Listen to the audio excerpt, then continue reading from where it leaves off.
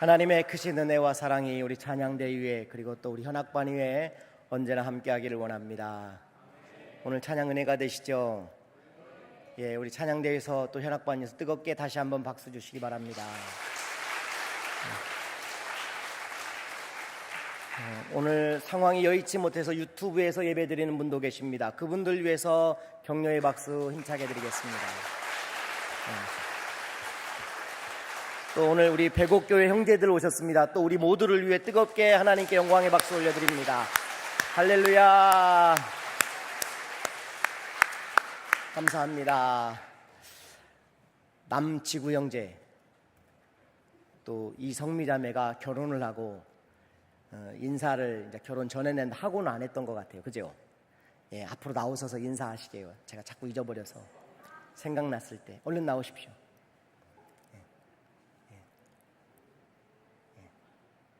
빨리 와요. 짜증나니까. 다른 분들은 짜증내시거든요. 이제 그런 예. 결혼하신 분들에게는 제가 그 결혼 주례사를 이렇게 액자로 만들어서 선물로 드려요.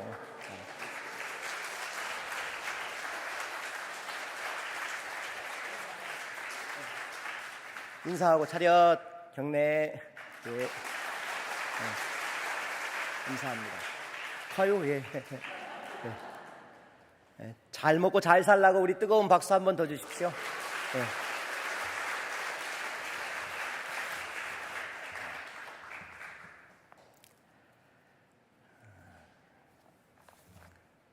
우리 가슴에 이렇게 손을 얹고 고백하시죠. 따라서 고백합니다. 하나님은 우리의 예배를 기뻐하십니다. 하나님은 우리의 예배 가운데 임재하십니다. 하나님은 예배 가운데 가장 확실하게 말씀하십니다. 아멘. 오늘 마지막 파송의 찬양이 애국가입니다. 애국가 1절과 4절을 부르게 됩니다. 그럼 좀 의아해 하실 수 있어요. 왜 교회에서 애국가를 부르냐? 하나님이라는 글자가 들어가서 전 세계 어디에도 이런 국가는 없다 뭐 자랑하시는데 그런 게 자랑할 게 아니라 원래 애국가는 찬송가였어요. 1897년 7월에 배제 학당에서 무궁화가라는 노래로 이 애국가를 불렀었습니다. 그리고 이 노래가 1907년 감리교 찬미가라고 부르는 지금의 찬송가죠. 감리교 찬미가 14번에 이 찬송이 들어있었습니다. 한번 띄워주실래요? 예, 저게 애국가의 내용입니다. 실제 찬미가라고 되어 있는 14번의 애국가입니다. 그런 여러분 애국가가 실제로 찬송가였음을 기억하시고 상처받는 분이 없기를 바라겠습니다. 자부심을 가져도 되겠지요? 예, 굉장히 자랑스러운 겁니다. 얼마나 자랑스럽습니까? 이게 1936년에 안익태 씨가 코리안 환타지 안에 집어넣었던 것이 나중에는 이제 공식적으로 우리나라 국가가 되어진 것입니다. 자부심을 가져도 될 만한 것이지요. 1부에는 이거 안 알려줬습니다. 예, 2부에만 알려드린 겁니다. 1부는 아멘 소리가 안 나서 잘 안 알려드려요. 예, 장로님 이거 1부에 안 알려드렸잖아요. 예. 아시겠지만 제 설교가 지금 한 8주째 사자성어로 되어 있습니다. 우리 장로님이 사자성어에 제가 꽂혀서 그렇다고 이야기하시더라고요. 근데 지난주 일부 예배 때는 목불인견 제목을 자꾸 예배 때 목불이견이라고 제가 불렀답니다. 그래서 제 아내가 틀렸다고 바로 잡아주셔서 2부 예배 때는 제목을 자주 언급하지 않았어요. 또 틀릴까봐. 그런데 한 달 전쯤에 제가 미국에 있는 에즈베리 대학을 미국의 부흥운동으로 지금 급성장하고 있는 에즈베리 대학을 자꾸만 예배 때 라즈베리 대학이라고 이야기했다는 거예요. 근데 이민석 목사님이 그걸 잘 지적해 주셨어요. 목사님, 그 라즈베리 대학이라고 자꾸 하셨어요. 그래서 알려주셔가지고 2부 때는 제가 그 이야기를 아예 언급하지 않았습니다. 틀릴까봐 그랬던 거거든요. 왜냐하면 저는 여러분이 표정이 변함이 없거나 평안하시면 제가 틀렸다라는 걸 인지하지 못합니다. 그러니 늘 평안하시면 안 되고 틀린 게 있으면 반응을 해주셔야 됩니다. 이렇게 하고 일부 예배를 시작했는데 말미에 독수리를 비둘기라고 얘기를 해도 오늘 예배 때 또 평안하신 거예요. 그럼 제가 인지를 못한다라는 거죠. 그래서 여러분이 집중하셔서 잘 들어야 틀린 것은 여러분 스스로 바로잡을 수가 있습니다. 성경에 이런 내용이 나와요. 창세기 30장 40절을 보면 야곱 이 새끼 양을, 이런 말이 나와요. 근데 잘 들으셔야 되는 거, 이게 틀릴 수 있으니까. 이거 이 새끼만 나오는 게 아니에요. 그 새끼도 나와요. 에스겔 19장 5절에 보세요. 그 새끼 하나를 또 골라, 이렇게 나온단 말입니다. 저 새끼는 나올까요, 안 나올까요?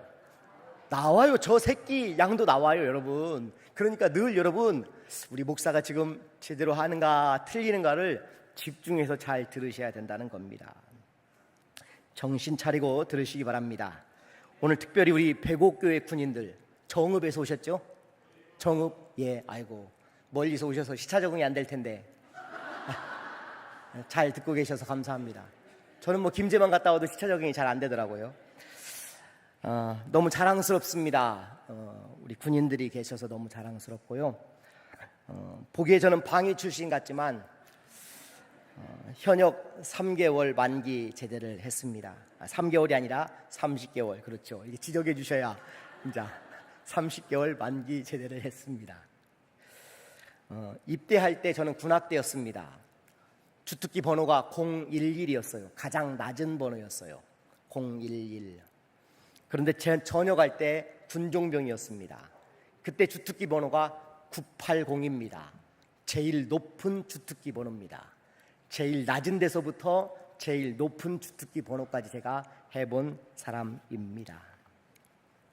지금은 병과의 이 주특기 번호도 많이 바뀌었더라고요. 일빵빵이었던 뭐 소총도 1111 뭐 이렇게 바뀐 것 같고요. 군종병은 4311 이렇게 바뀌어 있는 것을 제가 확인해 봤습니다. 그야말로 저도 뭐 저뿐이겠습니까? 여러분도 군생활이라는 게 다 파란만장한 군생활을 우리가 다 마쳤습니다. 파란만장, 좋은 말은 아니죠. 요즘에 파란 거 만장 해봐야 1억밖에 안 되니까. 그래서 노란만장한 인생을 살아야 된다. 그래야 5억은 되는 인생이거든요. 그래서 노란만장한 인생을, 또 군생활을 우리 형제들 잘 치르며 전역하시기를 축원합니다. 사람은 살다 보면 누구나 크고 작은 위기를 만납니다. 인생의 큰 홍해를 만나지요. 구약의 요셉 같은 사람을 보십시오. 요셉은 어느 날 전혀 예상치 못한 시간에 전혀 예상치 못한 사람들에 의하여 인신매매를 당하게 됩니다. 결국 팔리게 되지요. 하루아침에 노예로 전락합니다. 절대절명의 위기였습니다. 그때 나이가 17살이었습니다. 그런데요, 그는 하나님이 언제나 함께 하심을 믿었습니다. 그 믿음 하나가 그 큰 위기도 얼마든지 그는 이길 수 있었던 것이지요.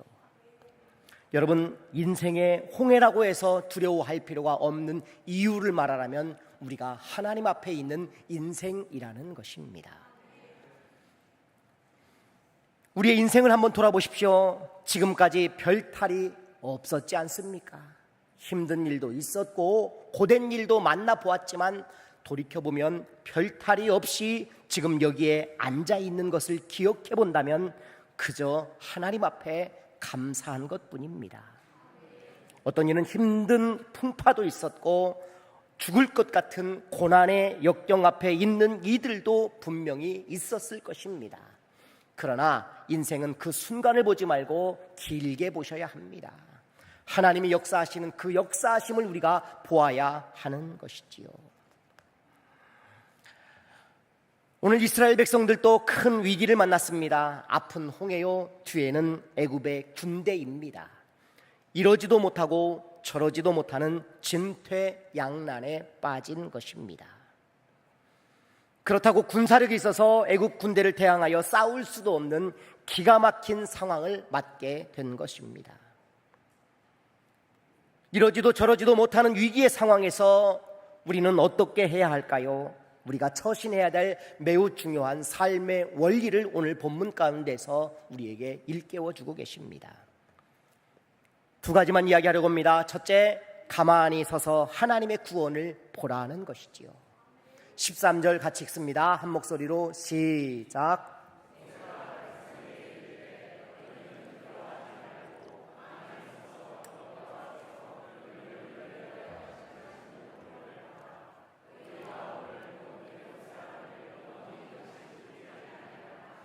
아멘. 여기 가만히 있어서 하나님이 하시는 일을 보라고 말합니다.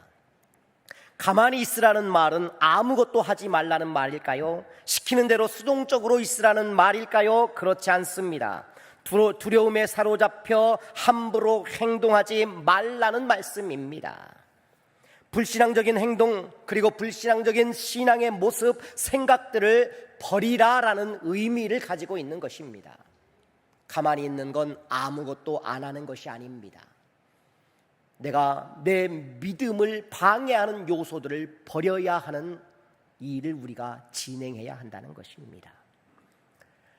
제티슨이라는 용어가 있습니다. 비행기가요 사고를 만날 때, 하늘 위에서 사고를 만날 때 제일 먼저 하는 일은 뜻밖에도 연료를 버리는 일을 합니다. 아주 쓸 수 있는 최소한의 연료를 제외하고는 모든 연료를 그 하늘 위에서 버려야 한다고 합니다. 무거워서가 아니라 버려야 하는 이유는 폭파의 위험 때문이라고 합니다. 그때 우리가 비상 상황 속에서 버려야 하는 것들을 뭐라고 말하느냐? 제티섬이라고 부릅니다. 버려야 할 물건들, 비행기뿐만 아니라 배도 마찬가지지요. 우리는 버리지 못해서 얻지 못할 때가 의외로 많이 있습니다. 버릴 때 버리는 은혜가 필요합니다. 버릴 때 버리지 못하고 아까워하다가 대형 참사를 우리가 만날 수도 있기 때문에 잘 버리는 게 복입니다. 할렐루야. 저는 고스톱을 잘 하지는 못하지만 방법은 조금은 알 것 같아요. 몇 번 봤더니. 근데 버릴 때 잘 버리는 게 고스톱도 이기는 거예요.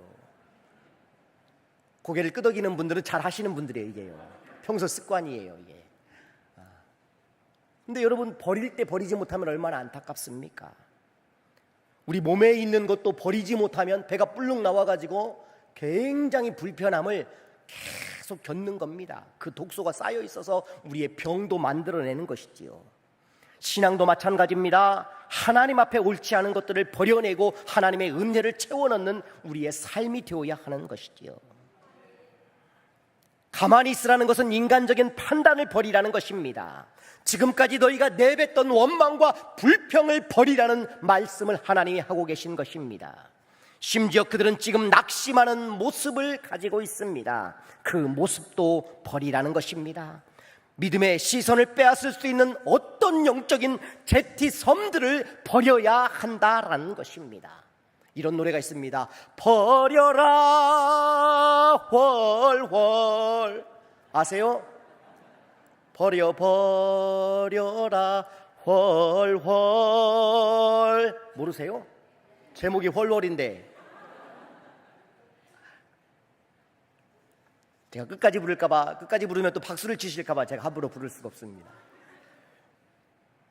신병교육대에 이제 막 입대한 군인이 있었습니다. 이 군인에게 너무 예쁜 여자친구가 있었는데 입대한 지 몇 주 지나지 않았는데 편지가 왔어요. 나는 이제 당신과 헤어지기로 했어. 그러니 네가 가지고 있는 내 사진을 다 보내주기 바래. 야, 얼마나 화가 나요. 같이 있던 동료들도 다 화가 나는 거예요. 군인들이. 동료들이 이거 내 여자친구다, 이거 내 여자친구, 자기 여자친구 사진들을 다 같이 모았어요. 그리고 편지를 보냅니다. 동료 여자친구 사진까지 다 모아서 보냈어요. 이렇게 편지를 썼습니다. 헷갈려서 그런데 네 사진만 빼고 다시 보내줘. 네가 누군지 기억이 잘 안 나서. 이렇게 썼단 말입니다. 의리입니다. 의리. 군인들은 의리. 누가 뭐라고 해도 의리지요. 여러분, 버려야 할 때는 버려야 되는 거예요. 이미 떠난 사람도 버릴 때는 버려야 되는 거예요. 버리지 못하면 폐가 망신할 수도 있는 겁니다. 집안에 있는 옷장을 보십시오. 옷이 그렇게 많은데 1년 동안에 한 번도 안 입은 옷도 있습니다. 그러면서 여자들은 특별한 말을 합니다. 입을 게 하나도 없네. 아주 특별한 말을 합니다. 심지어 백화점에 갔는데 백화점을 다 돌아보고 하는 말이 있습니다. 살 게 하나도 없다고 그럽니다. 언젠가 필요할지 몰라서 버리지 못합니다. 놓아두면 왠지 쓸 것 같고 저것은 작업할 때라도 입을 수 있을 것 같고 그러다가 결국 못 버리게 되는 것이지요. 버림이 쉽지 않습니다. 왠 줄 아십니까? 우리 눈에 보이는 것 때문입니다. 보이지 않는 하나님의 은혜를 알면 영적인 것도 버릴 수 있는 은혜를 얻기 시작하는데 버리지 못하는 이유가 바로 여기에 있는 것입니다. 여러분, 우리 눈에 보이는 게 전부가 아니에요. 하나님을 아셔야 합니다. 우리가 알지 않습니까? 하늘에 길이 있다고 하지 않습니까? 바다에도 길이 있다고 합니다. 파일럿과 항해사들은 그 길이 보이지만 우리는 안 보입니다. 여러분, 눈앞에 홍해라고 해서 그들은 지금 앞이 캄캄해져 버렸습니다. 하나님은 그런데 또 다른 길을 보고 계신 분인 줄 믿으시기 바랍니다. 그게 우리 하나님이세요. 우리가 보지 못하는 그 길을 찾고 계시고 그 길을 내고 계신 하나님. 어려운 일도 전문가는 어렵지 않습니다. 하나님은 우리의 인생의 전문가이십니다. 온 우주의 정원직이시고 온 우주를 만드신 주인이 바로 우리 하나님이십니다. 그러니 우리가 두려워하지 말고 어려운 일을 만났을 때에도 하나님의 일하심을 믿고 그분께 맡기는 우리의 삶의 자세가 필요한 것이죠. 그분이 말씀하십니다. 두려워하지 말라고 하십니다. 그분이 또 이렇게 말씀하십니다. 오늘 너희를 위하여 행하는 구원을 보라고 말씀하고 계십니다. 그런데 문제는 왜 우리가 위기 속에서 이렇게 두려워하고 있느냐라는 문제인 것입니다. 우리가 하나님을 알지 못하거나 믿지 못하기 때문에 하나님을 아직도 아는 것 같지만 알지 못하기 때문에 그런 것입니다. 호세아 4장 6절은 이렇게 나옵니다. 내 백성이 지식이 없으므로 망하는도다. 내가 지식을 버렸으니 나도 너를 버려 내 제사장이 되지 못하게 할 것이요 내가 내 하나님의 율법을 잊었으니 나도 내 자녀들을 잊어버리리라. 하나님을 모르면, 하나님에 대한 지식이 부족하면 위기의 상황 속에 두려워 떨고 하나님을 모르기 때문에 우리가 범죄하는 삶을 여전히 이어가고 있는 것이지요. 여러분, 여기 우리 군인들이 와 있으니까 들은 이야기지만 또 들어보십시오. 안 믿는 사람들은 이렇게 이야기해요. 아니, 홍해가 어떻게, 바다가 어떻게 갈라져. 근데 오늘 본문은 이게 진도 앞바다 갈라지는 정도로 이해하지 마세요. 마른 땅이 되었다고 이야기해요. 그 14장 뒤에 다 읽어보면요, 동풍이 붑니다. 동풍이 밤새 불었다고 그래요. 왜? 바다 물벽을 만들고 밑에 있는 그 땅이 마른 땅이 되게 하려고 계속해서 동풍이 불었다는 말씀이 나옵니다. 이 의미가 뭘까요? 이스라엘 백성들도 그 동풍 앞에 두려워하는 거예요. 밤새 두려웠을 거예요. 그런데 하나님만 보라는 거예요. 그래서 말씀에 나와요. 두려워하지 말아라. 두려워하지 말아라. 그게 지금 그 말씀인 거예요. 하나님이 일하시겠다는 거죠. 근데 안 믿는 분들은 그래, 어떻게 홍해바다가 갈라지냐. 여러분, 하나님인데 홍해바다를 못 가르는 게 이상한 겁니다. 그러잖아요. 예수님이 어떻게 무리를 걷냐. 아니, 우리는 그분을 하나님의 아들로 보니까 무리를 걷는 게 마땅하지. 아니, 나 하나님의 아들인데 물에 자꾸 빠진다. 왜 그러지? 왜 그러지? 이게 아니란 말이죠. 물고기 2마리와 보리떡 5개로 어떻게 5,000명을 먹여요? 하나님의 아들이니까 하는 거예요, 여러분. 하나님이 못하시면 물고기 2마리 보리떡 5개를 예수님 앞에 내놓았더니 주님이 혼자 맛있게 잡수시고 일어나셔서 또 주님만 열심히 말씀하시고 끝났더라. 그날 다들 배가 고파 흩어져 돌아갔더라. 성경이 이렇다면 그게 더 이상한 거죠. 하나님의 아들이니 당연히 능력이 나타나야 마땅한 것입니다. 안 믿는 사람들에게 현혹되실 필요 없어요. 우리는 하나님의 말씀대로 믿고 우리가 이해하는 게 아니라 믿을 때에 도와주시는 은혜가 있는 거거든요.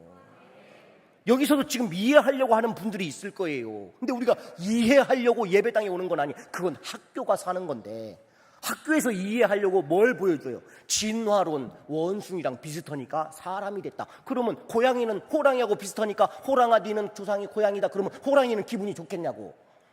엄청 속상하죠. 말 한 필이 얼만데, 말아 너그 조상은 넌 개 닮았으니까 똥개가 너그 조상이다. 그러면 개는 이게 말은 얼마나 또 이게 썽질나는 일이겠냐고요. 그렇지 않아요, 여러분. 하나님이 하신 일이에요. 군인들만 아멘 안 하네 지금 보니까.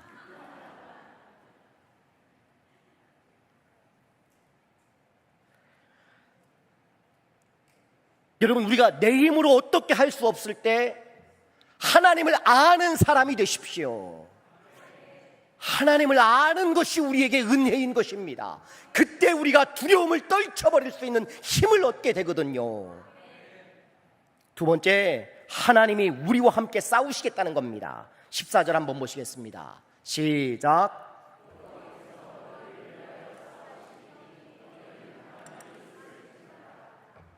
아멘. 성경에 말하는 싸움에 대해서 우리가 실질적으로 사람과의 싸움도 있겠지만 대부분의 싸움을 우리가 이해할 때는 이게 영적인 싸움인 것을 이해하셔야 합니다.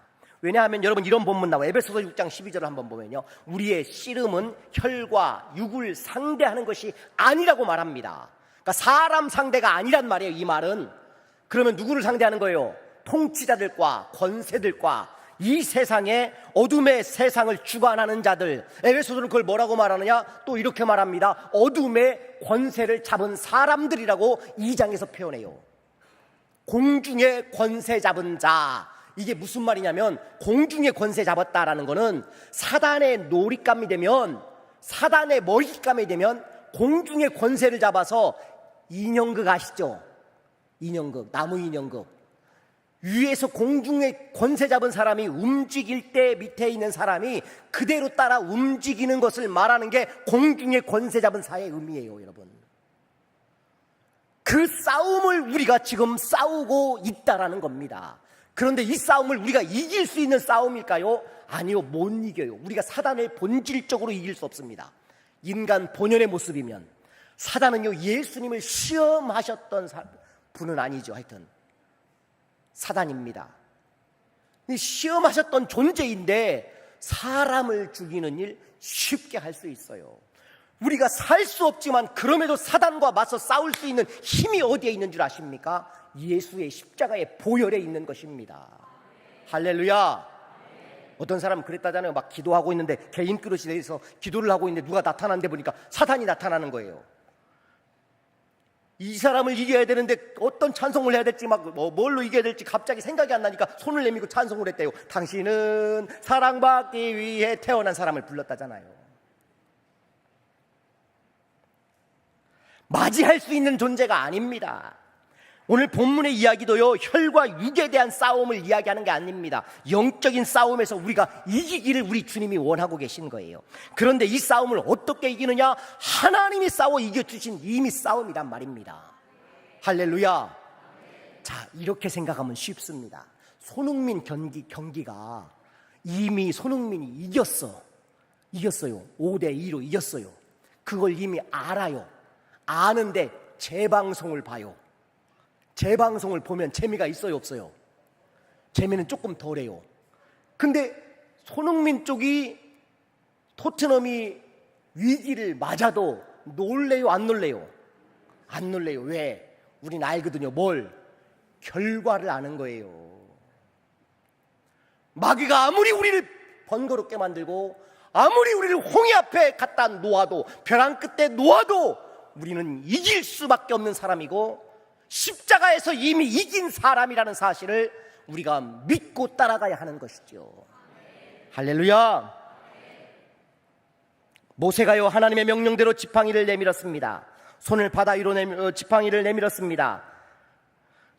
그랬더니 바다가 갈라집니다. 누가 한 일입니까? 모세입니까? 하나님입니까?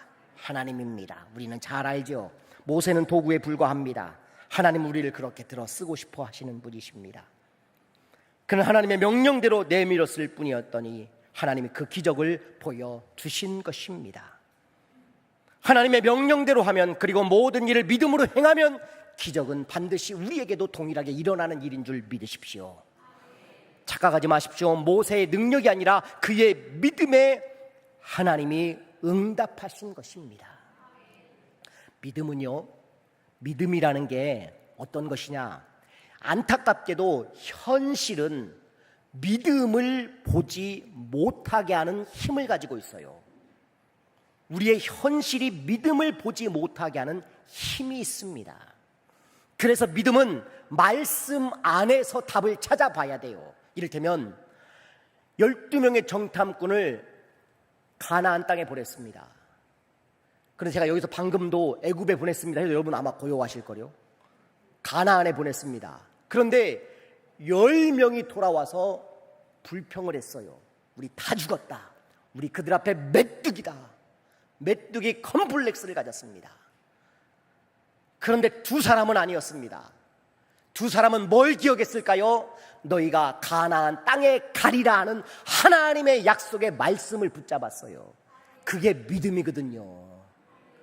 그래서 말씀으로 돌아가야 우리의 믿음이 보이는 겁니다. 다른 데서 찾지 마십시오. 말씀 안에 들어있는 믿음을 우리가 얻어야 하는 것이지요.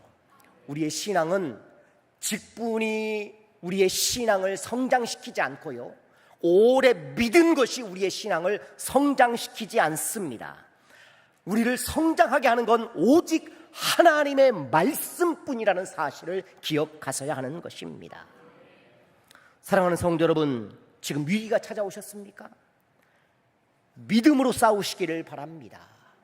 믿음으로 싸우시는 하나님을 우리가 기억할 수 있기를 바랍니다. 할렐루야.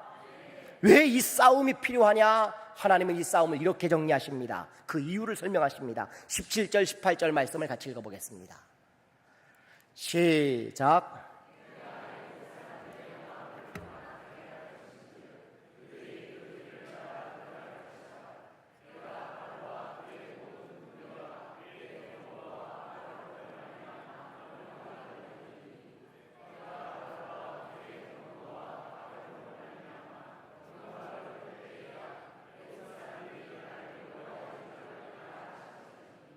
아멘. 애굽 사람들이 나를 여호와인 줄 알리라 라고 말씀하셨습니다. 여러분 겪고 있는 위기가 여러분이 지금 믿음을 통해 기적으로 전환되는 축복이 있기를 원합니다. 그런데 그 이유는 하나님이 여호와인 것을 우리로 하여금 보이기를 원하시는 하나님의 마음도 배어 있음을 기억하시라는 것입니다. 여러분 14장은요 전체를 다 읽어보면요 하나님의 일하심이 나옵니다. 하나님의 싸우심이 나옵니다. 뒤에 애굽 사람들에게 불기둥과 구름기둥으로 그들을 캄캄하게 하고 불편하게 만듭니다. 반면에 앞에 있는 이스라엘 백성들에게는 오히려 더 광명이 비치도록 만들고 살 수 있는 길을 열어주고 계신 것입니다. 그리고 그들을 다독이십니다. 두려워 말라. 저들이 내가 여호와인 것을 결국은 보게 될 것이다 라고 말하고 계신 하나님이십니다. 자세히 보십시오. 홍해를 건너는데 이스라엘 백성이 몇 명 죽었습니까? 한 사람도 죽지 않습니다. 애국 군대에 칼에 맞아 죽은 사람도 한 사람도 없습니다. 서두르다가 심지어 깔려 죽은 사람 한 사람도 나타나지 않았습니다. 거기에는 노인도 있었고 장정도 있었고 어린아이도 있었고 그 숫자가 무려 최소 이름만 잡아도 200만 명이었습니다. 그런데 깔려 죽는 사람 하나 없이 하나님의 인도함을 받는 은혜를 그들이 얻게 되었던 것입니다.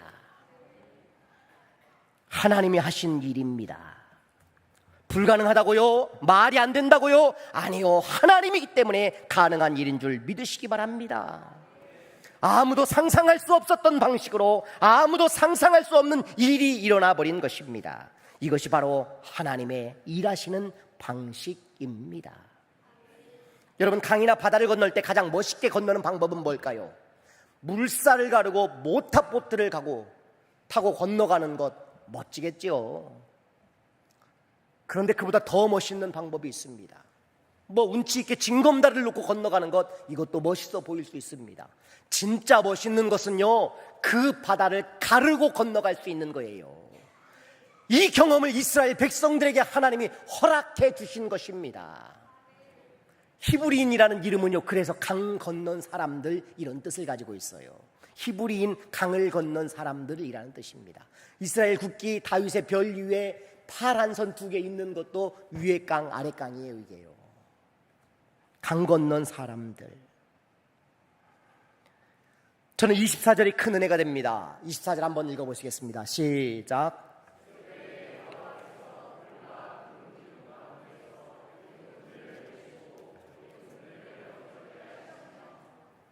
아멘.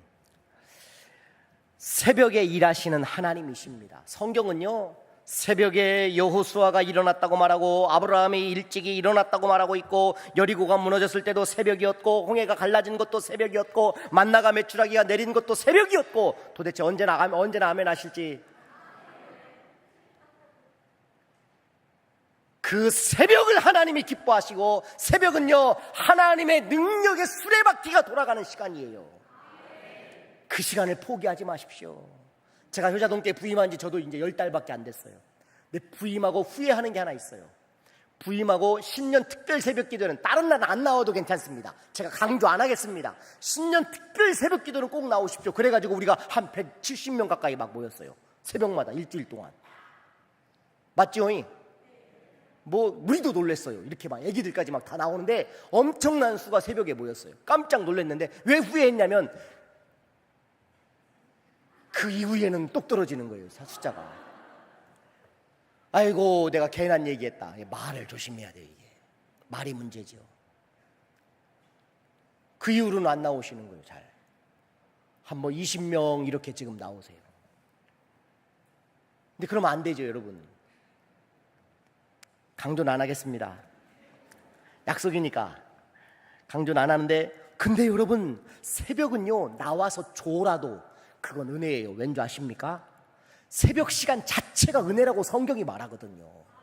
새벽 시간 자체를 하나님이 기뻐하시기 때문에 그저 걸어 나와서 졸아도 하나님의 은혜예요. 그건 내 삶에 하나님의 일하심을 내가 내어놓는, 하나님 저를 써주세요라고 말하는 고백과 똑같은 시간이 새벽 시간이에요. 여러분, 새벽에 부지런하지 않은 나라가 어떻게 성장을 합니까? 새벽에 부지런한 사람이 실패하는 경우는 없어요. 새벽이 우리를 살리는 거예요. 하나님도 이 새벽에 지금 도와주십니다. 시편 46편 5절, 하나님이 그 성중에 거하심에 성이 요동치 아니할 것이라. 새벽에 하나님이 도우시리라. 할렐루야. 시편 139편은 더 멋진 말이 나와요. 내가 새벽 날개치며 바다 끝에 가서 거주할지라도 거기서도 주의 손이 나를 인도하여 주의 오른손이 나를 붙드시리이다. 할렐루야. 말씀을 정리하려고 합니다. 기분 좋으시죠? 말씀을 정리한다고 하니까. 예수 믿으면서 제일 듣기 좋은 소리, 말씀을 정리하려고 합니다. 말은 않지만 속으로는 다 지금 아멘 하시는 거 알고 있습니다. 이쪽도 지금 얼굴이 확 폈습니다. 보니까 프랑스 시인 폴 발레라는 분이 계세요.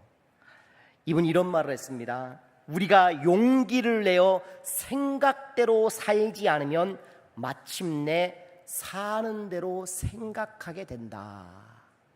저 굉장히 중요한 말 같아요. 우리가 용기를 내어 생각대로 살지 않으면 마침내 사는 대로 생각하게 된다. 여러분, 신앙이 뭔 줄 아십니까? 하나님이 우리의 생각을 바꾸게 하셔서 바뀐 생각으로 살게 하는 것이 신앙이거든요. 이게 안 되면 어떻게 될까요? 이를테면 우리 남선교회에서 이번에 우리 좋은 행사 한번 합시다. 그러면은 의견이 막 나오잖아요. 지금은 덥고 어떻고 막 이런 이야기도 나와요. 예산도 좀 부족하고 이런 말들이 나올 때 그 말 속에는 하나님이 부족함이 드러나 버리는 거예요. 하나님은 없는 거예요. 그러면요, 하나님이 계셔야 하는 것입니다. 우리의 생각이 먼저 변화된 삶으로 하나님의 영광을 위해 살기로 다짐하며 생각대로 사는 사람이 되시기를 주의 이름으로 축원합니다. 여러분, 진퇴양난 우겨싸임을 당하여도 우겨싸임을 당하지 않는 이유가 뭡니까? 우리는 하늘이 뚫려 있기 때문입니다. 그 뚫려 있는 하늘을 보면서 하나님 앞에 우리의 생각을 바꾸고 믿음을 바꾸고 내가 하나님 앞에 달려나갈 수 있는 우리의 신앙, 믿음으로 하나님을 바라보시기를 주의 이름으로 축원합니다. 기도하겠습니다. 좋으신 하나님,